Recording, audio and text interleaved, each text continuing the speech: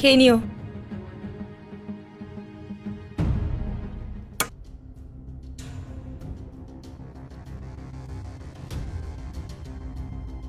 তোমায় আমি কতবার বলেছি যে যখনই আমি ঘরে ঢুকবো তুমি খাট থেকে নেমে যাবে? পায়েল, তোমার প্রবলেমটা কি? এই বিয়েতে আমার কোনো মতই ছিল না। তা করতে না বিয়ে? কেন বিয়ে করেছিলে? আমি বলেছিলাম বাবাকে, কিন্তু বাবা মানেনি।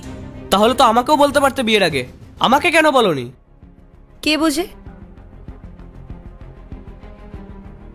পায়েল, এখানে শুধু তোমার জীবনটা খারাপ হয়নি, আমার জীবনটাও খারাপ হয়েছে। আমি চেয়েছিলাম আমার একটা বউ হোক, আমাকে ভালোবাসুক, আমার ঘর সামলাক, আমার পরিবারকে সামলাক, আমাকে একটু বুঝুক। কিন্তু না পায়েল, আমাদের বিয়ের 5 মাস হয়ে গেছে, আর তুমি আমার সাথে কখনো ঠিক করে কথা পর্যন্ত বলনি। আর বলবোও না। তুমি আসল সত্যিটা আমাকে বলো না কেন? তুমি আসল সত্যি জানতে চাও, তাই তো? তাহলে শোনো, আমি অন্য একজনকে ভালোবাসি, কিন্তু আমার বাবা তার সাথে আমার বিয়ে দিতে রাজি হননি। জানি না বাবা তোমার মধ্যে কি এমন দেখেছে যে আমার বিয়েটা তোমার সাথে দিয়ে দিল। এখন তো আর কিছু করার নেই। বিয়ে না হয় বাবা নিজের ইচ্ছা মতো দিয়েছেন, কিন্তু এটা আমার জীবন আর আমার লাইফ, আমি আমার ইচ্ছা মতো লিড করব। আর শোনো, তুমি কিন্তু আমার ইচ্ছের বিরুদ্ধে গিয়ে আমাকে টাচ করতে পারবে না। জানি আমি, আর আমি তোমাকে কোনোদিনও টাচও করব না। তবে তোমার এই ভালোবাসার কথাটা আমাকে অনেকদিন আগেই বলে দেওয়া উচিত ছিল। তুমি কি এখনো ওকে ভালোবাসো?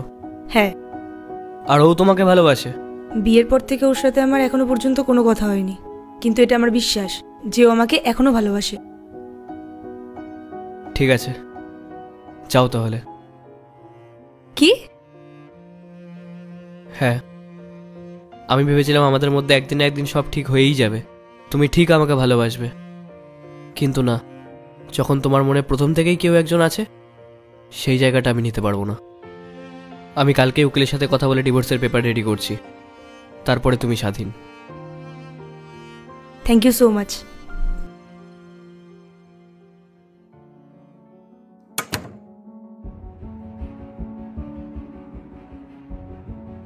পায়েল, তুমি এখানে? রনিত, আমি চলে এসেছি ওকে ছেড়ে। কাকে ছেড়ে এসেছো? আমার হাজবেন্ডকে। রনিত, ওটা কে? ওটা আমার ওয়াইফ। তুমি বিয়ে করেছো?